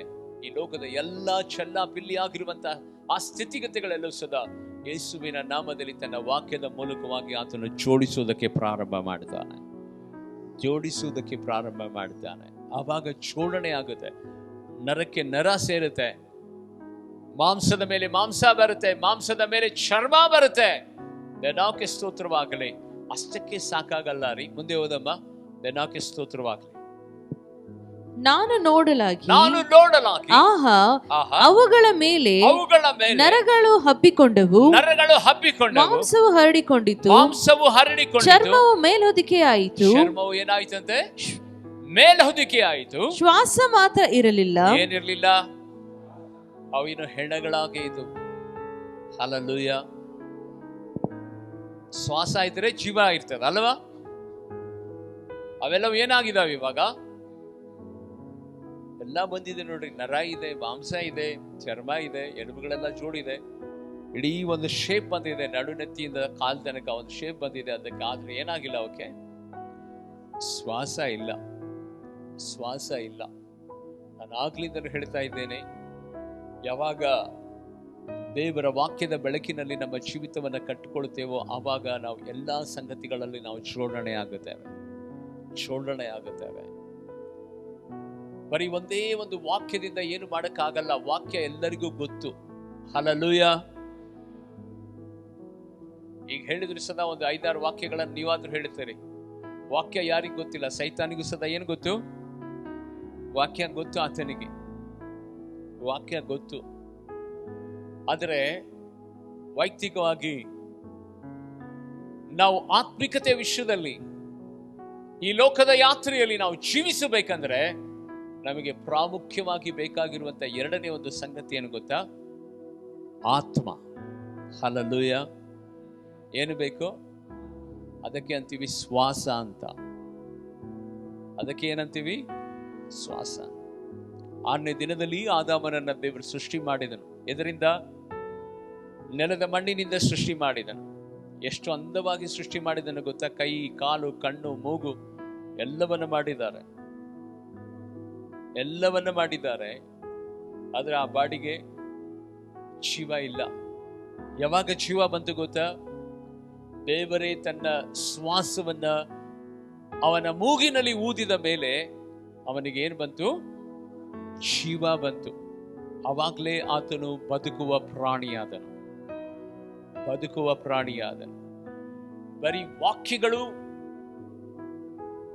ಬರೀ ವಾಕ್ಯದ ಪ್ರಕಟಣೆಗಳು ನಮಗಿದ್ರೆ ಸಾಲದು.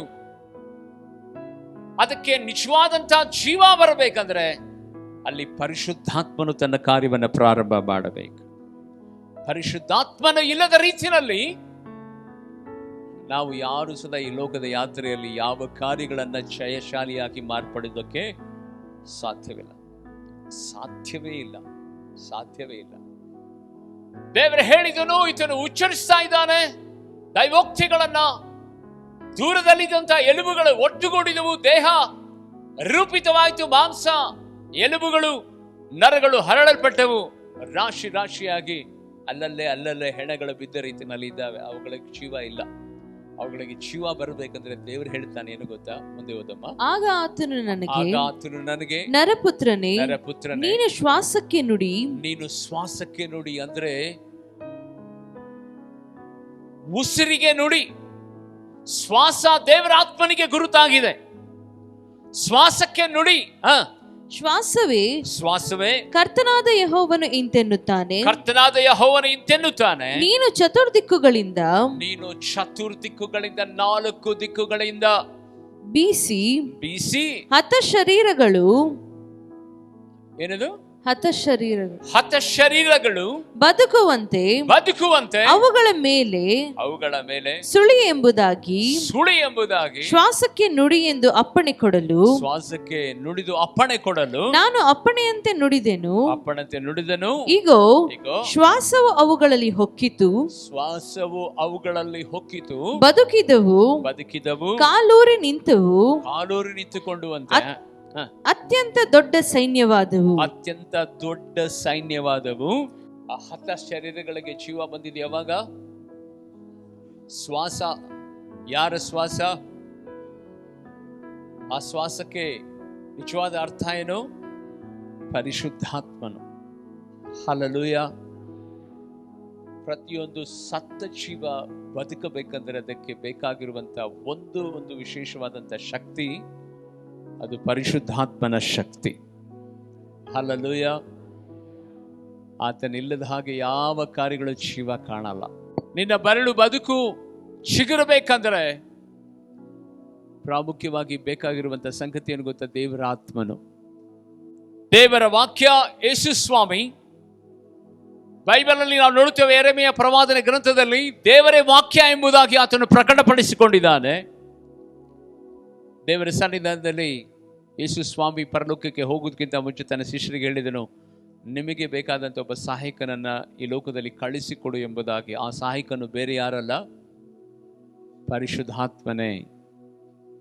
ಆತನು ನಿಮ್ಮನ್ನ ಭೂಲೋಕದಲ್ಲಿ ಆ ಪರಲೋಕದ ಸಾನ್ನಿಧ್ಯಾನ ಸೇರುವ ತನಕ ಆತನೇ ನಿಮ್ಮನ್ನು ಪರಿಪಾಲನೆ ಮಾಡುತ್ತಾನೆ ಎಂಬುದಾಗಿ ಅನೇಕ ಕಡೆಗಳಲ್ಲಿ ಆತನು ಪ್ರಕಟಿಸುತ್ತಾ ಬಂದನು. ಇವತ್ತು ನಾನು ನಿಮಗೆ ಹೇಳ್ತಿರುವಂಥ ಸಂಗತಿಯನ್ನು ಗೊತ್ತಾ? ನಿನ್ನ ಜೀವಿತದಲ್ಲಿ ದೇವರ ವಾಕ್ಯ ಮುರಿದು ಹೋದ, ಒಣಗಿ ಹೋದಂಥ, ಬರಡಾದಂಥ, ಆತ್ಮಿಕತೆಯಲ್ಲಿ ಬಿದ್ದು ಹೋಗಿರುವಂಥ ಅನೇಕ ವಿಧವಾದಂಥ ಸಂಗತಿಗಳನ್ನು ಸರಿಪಡಿಸುವಂಥದ್ದಾಗಿದೆ. ಆದರೆ ಪರಿಶುದ್ಧಾತ್ಮನು ಆ ಸರಿಪಡಿಸಿದಂಥ ಆ ಜೀವಿತಕ್ಕೆ ಜೀವವನ್ನು ಕೊಡುವಂಥದ್ದಾಗಿದೆ. ಹಲ್ಲೆಲೂಯ. ಎಲ್ಲಿ ತನಕ ನಾವು ಬಲಹೀನರಾಗಿರ್ತೇವೆ ಗೊತ್ತಾ? ಕೈನಲ್ಲಿ ಬೈಬಲ್ ಇರ್ಬೋದ್ರಿ, ಬಾಯಿನಲ್ಲಿ ವಾಕ್ಯ ಇರ್ಬೋದ್ರಿ, ಹಾಡುಗಳನ್ನು ಹಾಡ್ಬೋದು, ಆರಾಧನೆ ಮಾಡ್ಬೋದು. ಆದರೆ ಪರಿಶುದ್ಧಾತ್ಮನ ಅಭಿಷೇಕವಿಲ್ಲದ ರೀತಿಯಲ್ಲಿ ನೀವೇನು ಮಾಡಿದ್ರು ಸದಾ ಎಲ್ಲವೂ ವ್ಯರ್ಥವಾಗಿರುತ್ತವೆ. ಎಲ್ಲವೂ ವ್ಯರ್ಥವಾಗಿರ್ತವೆ. ಉದಾಹರಣೆಗೆ ಹೇಳ, ಆತನ ಜೊತೆಯಲ್ಲಿ 12 ಜನ ಸೇವಕರಿದ್ರು. 12 ಜನ ಸೇವಕರಲ್ಲಿ ಒಬ್ಬನು ಯೇಸು ಸ್ವಾಮಿ ಹಿಡ್ಕೊಂಡು ಹೋದ್ರು. ಅವನು ನೇಣು ಹಾಕೊಂಡು ಸತ್ತೋದ. ಇನ್ನು 11 ಜನ ಇದ್ರು. ಯೇಸು ಸ್ವಾಮಿ ಒಂದು ಸಾರಿ ಏನು ಮಾಡ್ತಾರೆ ಗೊತ್ತಾ? ಬೈಬಲ್ ಹೇಳ್ತದೆ, ಪರಿಶುದ್ಧಾತ್ಮನನ್ನ ಅವರ ಮೇಲೆ ಊದಿದನು ಎಂಬುದಾಗಿ ಬರೆಯಲ್ಪಟ್ಟಿದೆ. ಏನಂತ? ಪರಿಶುದ್ಧಾತ್ಮನನ್ನ ಅವರ ಮೇಲೆ ಊದಿದನು ಎಂಬುದಾಗಿ ಬರೆಯಲ್ಪಟ್ಟಿದೆ. ಯಾವಾಗ ಪರಿಶುದ್ಧಾತ್ಮನನ್ನ ದೇವರು ಯೇಸು ಸ್ವಾಮಿ ತನ್ನ ಶಿಷ್ಯರ ಮೇಲೆ ಊದಿದನೋ, ಅಲ್ಲಿ ತನಕ ಇಲಿಗಳಾಗಿದ್ದಂತ ಅವರು ಹುಲಿಗಳಾಗಿ ಮಾರ್ಪಟ್ಟರು. ಹಲ್ಲೆಲೂಯ.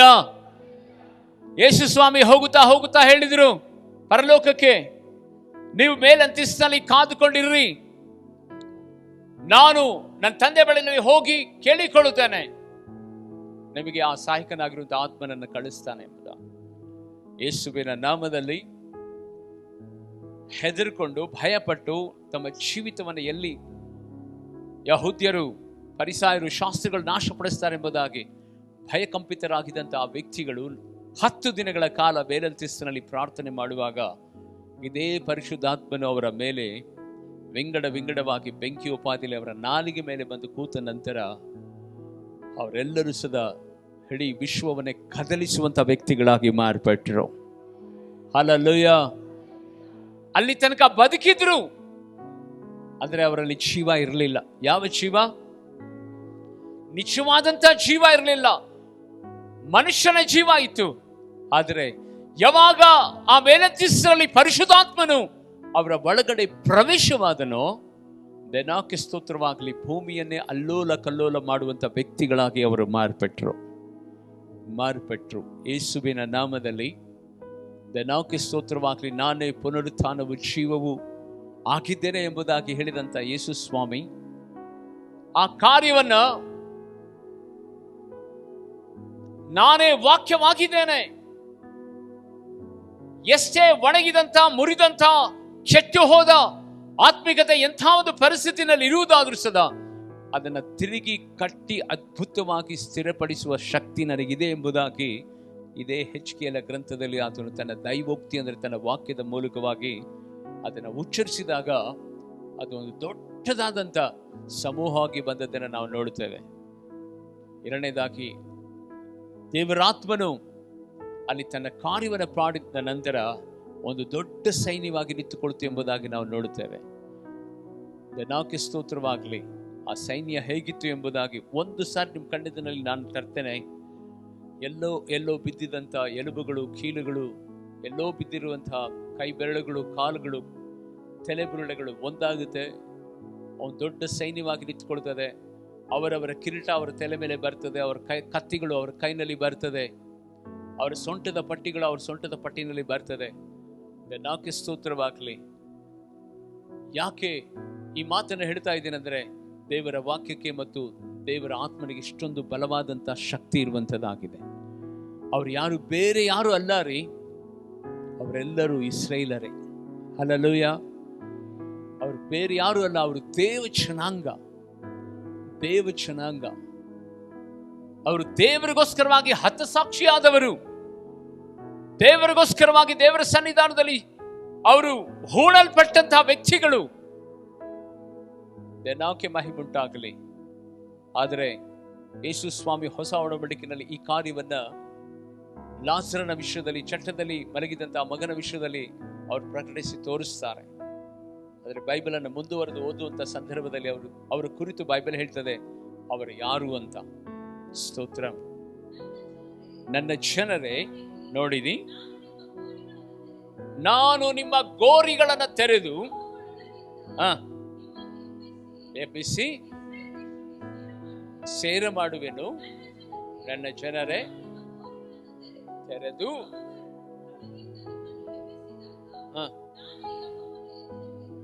ಚಪ್ಪಾಳೆ ತಟ್ಟಿದವರಿಗೆ ಸ್ತೋತ್ರ ಮಾಡೋಣ. ಹಲ್ಲೆಲೂಯಾ. ಆತನ ಬರೋಣದಲ್ಲಿ ಆತನಿಗೋಸ್ಕರವಾಗಿ ಹತಸಾಕ್ಷಿಯಾಗಿ ಮಾಂಸ, ನರ, ಚರ್ಮ ಎಲ್ಲವನ್ನ ಕಳೆದುಕೊಂಡಿರುವಂತ ಎಲುಬುಗಳು ಸಮಾಧಿನಲ್ಲಿ ಇರ್ತದೆ ಇಲ್ವಾ? ಎಲುಬು ಮಾತ್ರ ಇರ್ತದೆ. ಆತನ ಸಮಾಧಿಗಳಿಂದಲೇ ದೇವರು ನಮ್ಮನ್ನು ಎಬ್ಬರಿಸುವಂತ ದೇವರಾಗಿದ್ದಾನೆ. ಜೀವ ಕೊಟ್ಟು ಎಬ್ಬರಿಸುವಂತ ದೇವರಾಗಿದ್ದಾನೆ. ಈ ಕಡೆ ಕಾಲದಲ್ಲಿ ಪ್ರೀತಿಯುಳ್ಳ ದೇವಚಂದ್ರ ಒಂದನ್ನ ನಿಮಗೆ ಹೇಳ್ತಾನೆ, ಯೇಸುವಿನ ನಾಮದಲ್ಲಿ. ದೇವರು ಇವತ್ತು ನಮಗೆ ದೊಡ್ಡ ಸೈನ್ಯವಾಗುವುದಕ್ಕಾಗಿ ಒಂದು ಕಾಲದಲ್ಲಿ ಮುರಿದಿದ್ವಿ, ಒಂದು ಕಾಲದಲ್ಲಿ ಚಚ್ಚಲ್ಪಟ್ಟಿದ್ವಿ, ಒಂದು ಕಾಲದಲ್ಲಿ ಕಷ್ಟದಲ್ಲಿದ್ವಿ, ಒಂದು ಕಾಲದಲ್ಲಿ ಕಣ್ಣೀರಿನಲ್ಲಿದ್ವಿ, ಸೋತು ಹೋಗಿದ್ವಿ. ಆದರೆ ಯೇಸು ಸ್ವಾಮಿನ ನಂಬಿದ ನಂತರವೂ ಸಹ ಅದೇ ಪಾಡು, ಅದೇ ಜೀವನ, ಅದೇ ಇಕ್ಕಟ್ಟು, ಅದೇ ವಿಧವಾದಂಥ ಬರಳುದಾದಂಥ ಜೀವಿತ ನೀವು ನಡೆಸ್ತಾ ಇರುವುದಾದರೆ, ಇವತ್ತು ದೇವರು ಹೇಳುತ್ತಿದ್ದಾನೆ, ಕರ್ತನ ಸನ್ನಿಧಾನದಲ್ಲಿ ದೇವರು ನಿಮ್ಮನ್ನು ಕರೆದಿದ್ದು ಒಂದು ದೊಡ್ಡ ಸೈನ್ಯವಾಗುವುದಕ್ಕಾಗಿ. ಆದರೆ ನೀವು ಸೈನಿಕರಾಗಲಿಲ್ಲ. ನೀವೇನಾಗಿದ್ದೀರ ಗೊತ್ತಾ? ಬಲಹೀನರಾಗಿದ್ದೀರಿ, ಶಕ್ತಿ ಇಲ್ಲದವರಾಗಿದ್ದೀರಿ, ಜೀವವಿಲ್ಲದವರಾಗಿದ್ದೀರಿ, ಶ್ವಾಸವಿಲ್ಲದವರಾಗಿದ್ದೀರಿ, ನನ್ನಿಂದ ಏನಾಗಲ್ಲ ಎನ್ನುವುದಾಗಿ ಕೂತುಕೊಂಡಿದ್ದೀರಿ. ಇದು ನಿಮ್ಮ ಬಲಹೀನತೆಯಿಂದ, ದೈವಿಕವಾದ ವಿರೋಧದಿಂದ, ನಾವು ಮಾಡಿದಂಥ ತಪ್ಪು ಪಾಪಗಳಿಂದ, ದೋಷಗಳಿಂದ, ಶಕ್ತಿ ಸಾಲದ ಇವತ್ತು ನಾವು ಕೂತುಕೊಂಡಿದ್ದೇವೆ. ಆದರೆ ನಾನು ಆಗ್ಲೇ ಹೇಳಿದೆ, ಗತಂ ಗತಃ ಎಂಬುದಾಗಿ ಇನ್ನೊಂದು ಸಾರಿ ಹೇಳ್ತೇನೆ, ಹಳೆಯದನ್ನೆಲ್ಲ ನೀನು ಮರೆತು ಯೇಸುವಿನ ನಾಮದಲ್ಲಿ ನನ್ನ ಜೀವಿತವನ್ನು ದೇವರು ಕಟ್ಟುತ್ತಾನೆ. ನನ್ನ ಪಾಪವನ್ನು ದೇವರು ಕ್ಷಮಿಸುತ್ತಾನೆ. ನನ್ನ ದ್ರೋಹವನ್ನು ದೇವರು ಅಳಿಸುತ್ತಾನೆ. ಇನ್ನು ಮುಂದೆ ಆ ರೀತಿಯಾದಂಥ ಕಾರ್ಯಗಳನ್ನು ನಾನು ಮಾಡೋದಿಲ್ಲ. ಒಣಗಿದಂಥ ಈ ಬದುಕನ್ನು ದೇವರ ತಿರುಗಿ ಕಟ್ಟು ಎಂಬುದಾಗಿ ಇವತ್ತೇ ತಿರುಗಿ ದೇವರ ಕಡೆಗೆ ನೀನು ಸ್ಥಿರವಾಗಿ ನಿಂತುಕೊಳ್ಳುವುದಾದರೆ, ಯಜಮಾನನ ಕೈನಲ್ಲಿ ಉಪಯೋಗವಾಗುವಂಥ ಒಂದು ಪಾತ್ರೆಯೋಪಾದಿಯಲ್ಲಿ ನಿನ್ನನ್ನು ರೂಪಿಸುತ್ತಾನೆ. ಒಂದು ಸೈನ್ಯವಾಗಿ ದೇವರು ಆತನ ಮುಂಭಾಗದಲ್ಲಿ ನಿನ್ನನ್ನು ನಿಲ್ಲಿಸಿಕೊಳ್ಳುತ್ತಾನೆ. ನಾವೆಲ್ಲರೂ ಬಲಶಾಲಿಗಳಾಗಬೇಕೆಂಬುದಾಗಿ ದೇವರು ತನ್ನ ಪ್ರಾಣವನ್ನೇ ಕೊಟ್ಟನೇ ವಿನಃ ನಾವು ಬಲಹೀನರಾಗಿ ಸತ್ತು ನಮ್ಮ ಜೀವಿತ ಅಂತ್ಯ ಮಾಡಿಕೊಳ್ಬೇಕೆಂಬುದಾಗಿ ತನ್ನ ಪ್ರಾಣವನ್ನು ಆತನು ಕೊಡಲಿಲ್ಲ. ಇವತ್ತು ದೇವರ ಆತ್ಮನು ಹೇಳ್ತಿರುವಂಥ ಸಂಗತಿಯನ್ನು ಗೊತ್ತಾ? ನೀನು ವಾಕ್ಯವನ್ನು ಆಳವಾಗಿ ಹೋಗಿ ದೇವರ ಆತ್ಮನ ಅಭಿಷೇಕದಿಂದ ತುಂಬಲ್ಪಟ್ಟರೆ ಮಾತ್ರ ನಿನ್ನ ಮುರಿದ, ಒಣಗಿದ, ಚೆಚ್ಚಿ ಹೋದಂಥ ಕಷ್ಟದಲ್ಲಿರುವಂಥ ಬದುಕನ್ನು ದೇವರು ಮತ್ತೆ ಜೀವಿಸುವ ಹಾಗೆ, ಮತ್ತೆ ಉಜ್ಜೀವನಗೊಳ್ಳುವ ಹಾಗೆ, ಮತ್ತೆ ನಿಂತುಕೊಳ್ಳುವ ಹಾಗೆ ಮತ್ತೆ ನೀನು ದೊಡ್ಡದಾದಂಥ ದೇವರಿಗಾಗಿ ಹೋರಾಟ ಮಾಡುವಂಥ ಪ್ರಾರ್ಥನಾ ವೀರರಾಗಿ ವೀರಾಂಗನೆಯರಾಗಿ ನಿಂತುಕೊಳ್ಳುವ ಹಾಗೆ ಸೇನೆಗಳ ಮಧ್ಯದಲ್ಲಿ ನಿಮ್ಮನ್ನು ನಿಲ್ಲಿಸೋದಕ್ಕೆ ದೇವರು ಇಷ್ಟಪಡ್ತಾನೆ. ಈ ವರ್ಷಕ್ಕೆ ಇನ್ನು 2 ವಾರ ಮಾತ್ರ ಬಾಕಿ ಇದೆ ಪ್ರೀತಿಯುಳ್ಳ ದೇವಶಂಟ್ರೆ. ಕರ್ತನ ಸನ್ನಿಧಾನದಲ್ಲಿ ಒಂದು ನಿರ್ಣಯವನ್ನು ನಾವು ತೆಗೆದುಕೊಳ್ಳೋಣ. ಎಷ್ಟು ದಿನಗಳ ಕಾಲ ಇಂಥ ಸ್ಥಿತಿನಲ್ಲಿ ನಾವು ಬದುಕಬೇಕು? ಎಷ್ಟು ದಿನಗಳ ಕಾಲ ಮುರಿದಂಥ ಅನುಭವದಲ್ಲೇ ನಾವು ಹೋಗಬೇಕು, ಒಣಗಿದಂಥ ಅನುಭವದಲ್ಲೇ ನಾವು ಹೋಗಬೇಕು? ದೇವರ ಸನ್ನಿಧಾನದಲ್ಲಿ ಇವತ್ತು ನೀನು ಕೇಳ್ಬೋದಲ್ಲ, ದೇವರೇ ಕರ್ತನೆ, ಒಣಗಿದಂಥ ಈ ನನ್ನ ಬದುಕಿನ ಮೇಲೆ ನಿನ್ನ ಪ್ರಕಟಣೆಗಳನ್ನು ಪ್ರಕಟಿಸು, ನಿನ್ನ ಗುಡಾರ್ಥಗಳನ್ನು ದೇವರೇ ಪ್ರಕಟಿಸು, ನಿನ್ನ ವಾಕ್ಯವನ್ನು ಪ್ರಕಟಿಸು. ದೇವರೇ, ಇವತ್ತು ನೀನು ಹೇಳಿದ ಹಾಗೆ ದೇವರೇ ಕರ್ತನೆ ನಾನು ಕೇಳುತ್ತೇನೆ. ನಿನ್ನ ಪರಿಶುದ್ಧಾತ್ಮನಿಂದ ನನ್ನನ್ನು ಬಲಪಡಿಸು. ಸತ್ತ ಹಾಗೆ ನಾನಿದ್ದೇನೆ, ಕೈಕಾಲಿದೆ, ನಡೆದಾಡ್ತಾ ಇದ್ದೇನೆ, ಆದರೆ ಜೀವನೇ ಇಲ್ಲ. ಯಾವಾಗ ಏನಾಗುತ್ತೋ ನನ್ನ ಬದುಕು ನನಗೆ ಗೊತ್ತಿಲ್ಲ ಎನ್ನುವಂಥ ಕಳವಳದಲ್ಲಿ ಇರುವಂಥ ನಿನ್ನ ಬದುಕಿನಲ್ಲಿ ನೀನು ಕೇಳ್ಬೋದಲ್ಲ, ನಿನ್ನ ಪರಿಶುದ್ಧಾತ್ಮನ, ನಿನ್ನ ಶ್ವಾಸವನ್ನು ನನ್ನ ಒಳಗಡೆ ಇನ್ನೊಂದು ಸಾರಿ ನೀನು ಪ್ರಕಟಪಡಿಸಿ ನನ್ನ ಬಲಪಡಿಸು ಎಂಬುದಾಗಿ. ಎಷ್ಟು ಜನ ಹಾಗೆ ಕೇಳೋದಕ್ಕೆ ಸಿದ್ಧರಾಗಿದ್ದೀರಿ? ಮೇಲಕ್ಕೆ ಇದನ್ನು ಎತ್ತುಕೊಳ್ರಿ, ಪ್ರಾರ್ಥನೆ ಮಾಡಿಕೊಳ್ಳುವಂತರಾಗೋಣ. ವಾಕ್ಯವೆಂಬ ಆತನು ನರಾವತಾರವನ್ನೆತ್ತಿ ಲೋಕಕ್ಕೆ ಧರೆಗೆ ಇಳಿದು ಬಂದನು ಎಂಬುದಾಗಿ. ಅಪ್ಪ, ನಿನ್ನ ವಾಕ್ಯ ನಮಗೆ ಬಹಳ ಪ್ರಾಮುಖ್ಯ. ದೇವರೇ, ನೀನು ಬಹಳ ಪ್ರಾಮುಖ್ಯ. ದೇವರ ಆತ್ಮನೇ, ನೀನು ನಮಗೆ ಪ್ರಾಮುಖ್ಯ. ಸ್ವಾಮಿ, ವಾಕ್ಯವಿಲ್ಲದೆ ಆತ್ಮನಿಲ್ಲ, ಆತ್ಮನಿಲ್ಲದೆ ವಾಕ್ಯವಿಲ್ಲ. ರಾಜ ದೇವ ಕರ್ತನೆ, ಸ್ವಾಮಿ, ನಿನ್ನ ವಾಕ್ಯ ನಾವು ದೇವರೇ ಕರ್ತನೆ ಅನುದಿನವೂ ಓದುವಂತೆ, ನಿನ್ನ ಆತ್ಮನ ಅಭಿಷೇಕದಿಂದ ನಮ್ಮ ಸಭೆ ತುಂಬಲ್ಪಡಲಿಕ್ಕಾಗುವಂತೆ, ಆತ್ಮನಿಂದ ತುಂಬಿದಂತ ದೇವರೇ ಕರ್ತನೆ ಸಭೆಯಲ್ಲಿ ದೇವರೇ ಕರ್ತನೆ ಇವತ್ತು ಅನೇಕ ಕಾರ್ಯಗಳು, ಅನೇಕ ಸೇವೆಗಳು ಈ ರಾಜ್ಯ ದೇಶ ಕಾಣ್ತಾ ಇದೆ. ರಾಜ್ಯ ಯೇಸುವಿನ ನಾಮದಲ್ಲಿ ನನ್ನ ಸಭೆಯ ನನ್ನ ಮಕ್ಕಳನ್ನು ಸದಾ ಅದೇ ಆತ್ಮಾಭಿಷೇಕದಿಂದ, ವಾಕ್ಯಾಭಿಷೇಕದಿಂದ ದೇವರೇ ಕರ್ತನೆ ನೀನು ತುಂಬಿಸಬೇಕೆಂಬುದಾಗಿ ನಾವು ಪ್ರಾರ್ಥಿಸ್ತೇವೆ. ಸಹಾಯ ಮಾಡು ದೇವರೇ. ಈ ಸಂದೇಶವನ್ನು ಆಲಿಸುತ್ತಿರುವಂತಹ ಒಬ್ಬೊಬ್ಬರ ಜೀವಿತದಲ್ಲಿ ಸಹ ಬರಡಾದ, ಒಣಗಿದ, ಚಚ್ಚಿ ಹೋದ, ಮುರಿಯಲ್ಪಟ್ಟಂತ, ಅನಾರೋಗ್ಯದಲ್ಲಿರುವಂತಹ, ಬಡತನದಲ್ಲಿ, ದರಿದ್ರದಲ್ಲಿ ಇರುವಂತಹ ಕರ್ತನೆ ಸಂಗತಿಗಳು ಯೇಸುವಿನ ನಾಮದಲ್ಲಿ ಕರ್ತನೆ ಪುನರ್ಜೀವನ ಕಾಣಲಿ. ದೇವರೇ, ಆರೋಗ್ಯ ಪ್ರಾಪ್ತವಾಗಲಿ. ದೇವರೇ ಕರ್ತನೆ ಅದ್ಭುತಗಳು ಜರಗಲಿ, ಬಿಡುಗಡೆಗಳು ಉಂಟಾಗಲಿ. ಎಲ್ಲ ಮಹಿಮೆ ನಿನಗೆ ಸಲ್ಲಿಸ್ತೇವೆ. ಈ ದ್ರಾಕ್ಷಾರಸವನ್ನ, ರೊಟ್ಟಿಯನ್ನು ಆಶೀರ್ವಾದ ಮಾಡಿಕೊಡಪ್ಪ.